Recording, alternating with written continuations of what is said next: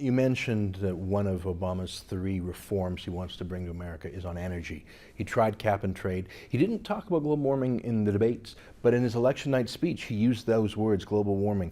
What do you think Obama will, you mentioned administrative changes. What about, say, Canada, the oil sands and the Keystone XL pipeline? Do you expect that to be approved? These guys are a bunch of lefties when it comes to energy. But they're buying it from Hugo Chavez in Venezuela. I mean, they're going to buy oil. My point is, if you're not buying it from Canada, you're buying it from conflict oil countries.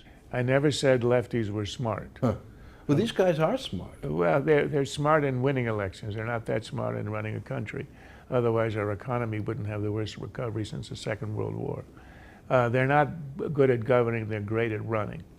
Let me interrupt you. Sure, go ahead. Some true believers believe in degrowth, believe we're consuming too much, that we're too energy intense. So how do you know that this is a failure? Maybe this is the carbon tax in effect, the economy slowing down. Oh, well, I'm not saying they won't be astute in trying to enact what they enact. They've already succeeded in killing coal through regulation. We will never have a new coal plant ever built in the United States, ever, under these regulations. And they know that. No, they are successful at shutting down what they want to shut down. All I'm saying is that the effect on the country, on the economy, on energy will be disastrous. We have a chance. We, in North America, you and us, have stumbled upon one of the great, treasure troves of all time, the oil shale and oil gas. This is the Saudi Arabia of this century. And you're exploiting it in a way that I think is going to incredibly strengthen Canada. And we have an administration run by lefties who are in hock to the radical environmentalists who, in the name of global warming, will do everything to slow that down. They may succeed politically. I think on Keystone, which is a decision Obama made which is so without merit, it is so nakedly political and so illogical that eventually I think he's going to have to approve it. I cannot imagine that he'll be able to resist the pressures to approve it. But I think their next step after killing coal is going to be an attempt to kill natural gas through restrictions on shale oil, on drilling, horizontal drilling and fracking. They may not succeed in that. It could be illegal under our Constitution. So the courts will decide that. But they will try that, and they're going to try a carbon tax, which will fail, and they will likely fail in the courts in trying to restrict the natural gas explosion. So I think despite their efforts, they will slow us down. They'll hold up the permitting. They'll try to regulate, to arrest the development of energy, but they won't succeed in the long run. And I think in the long run, you and us, United States and Canada, will work together to produce essentially North American energy independence. So before you build a pipeline to the Pacific to send to China, wait a few months. I think you're going to get the Keystone approved. I want to talk about the Middle East a little bit.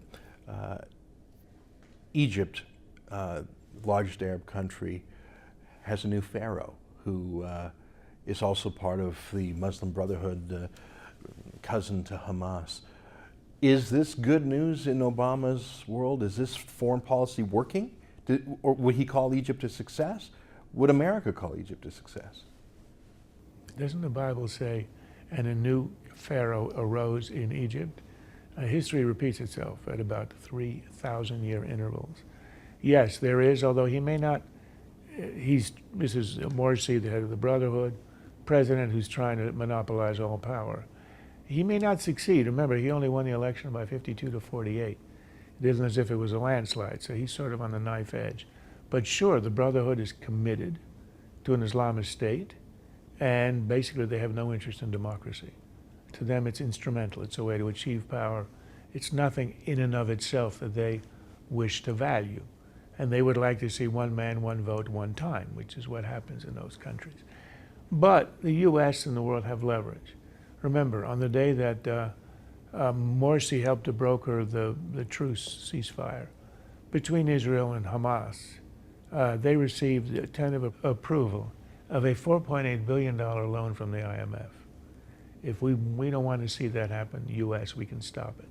They also need the $1 billion a year of direct aid and the $2 billion of the military aid. So we have a lot of leverage over them, and if we exert it intelligently, which is a big if, I think we might at least steer him to moderation and to rescind, at least in part, the power grab. You know, you talk about billions of dollars, and Saudi Arabia has provided financing to Egypt also, but Iran is there. I mean, the sanctions are hurting them, but not so much that they don't still have a lot of money. Isn't Iran displacing the United States as the regional superpower? Aren't Arab regimes that are nervous, looking which way the wind is blowing, thinking it's safer to be an ally of Iran, more reliable than to be an ally of the United States? They're thinking that, but they're not ready to jump yet. It will depend entirely on whether Iran goes nuclear. Was the Israel-Hamas war a prelude to a larger conflict with Iran? I think from the Israeli perspective, it was a dry run of what to do if and when they attack Iran and they get the inevitable retaliation from Hezbollah in the north and Hamas in the south. I think they've shown themselves that they can handle the challenge from Hamas, that Iron Dome can make whatever Hamas has to throw at them a nuisance, but not in any way a lethal threat. Well, how about the bomb itself? I mean, it's the bomb been itself 6 years is the since issue. George Bush kicked the can down the road, a whole term of Obama kicking the can down the road. Europe isn't doing anything other than sending strongly worded letters of apology. Will we actually have a physical act to stop them, or just endless negotiation? No, it won't be endless negotiations because we're coming up to the crunch. That'll be in spring and summer. Bibi Netanyahu made very clear in his UN speech, which was about a month or two before the election, he gave Obama an olive branch. He said, we're going to extend our red line, our deadline, to spring and summer, after which Israel feels it will not have the capacity. Its weaponry will not have the ability to dig deep into the mountain outside of Qum where they're doing all the centrifuges. After that point, it's out of Israel's capacity, so Israel can never again stop the Does bomb. Israel, I mean, we don't know the secret military details. Do you think that Israel even has the capacity today with Iran's top-ranked, Russian-supplied air defenses? I think air defenses will crumble before Israel. I'm not worried about the air defenses. I'm worried about whether or not Israel has the munitions To get in the mountain? the munitions to get through, or the long-range aerial refueling capacity to get there and back, and to get there and back. Do you It has think a small air force. It has to do repeated sorties. Do you think Israel will do it? Do you think, or would Let me America put prefer it to this do way. it? Well, no, America would not prefer to do it. Obama doesn't even want to contemplate it. However, the view I have is if Israel feels it has the capacity, meaning if the Prime Minister and Barak, the Defense Minister, feel that they can do it physically, set back Iran a couple of years. We're not looking for a destruction. All we want is a couple of years if you're an Israeli. If they feel they can put it back for a couple of years, they have the capacity, they will do it if nothing happens between now and April or summer. So I have very little doubt that is true. Bibi Netanyahu is not going to preside over a country that allows Iran to go nuclear if Israel has the capacity to put a stop to it or at least slow it down. There's only one condition under which that would change. If the United States gave Israel an ironclad guarantee, secret but ironclad, that if Israel allows the deadline to pass, after which Israel can't strike, the United States will strike if Iran does not disarm by a certain time. In other words, the U.S., with the incredible refueling capacity and the munitions, the huge amount of munitions that can drill deep down and then to go through the first hole to a deeper hole to blow up the Qum facility and others. The U.S. can do this at a later date than Israel. So the drop-dead date for the U.S. is maybe a year or 6 months after Israel.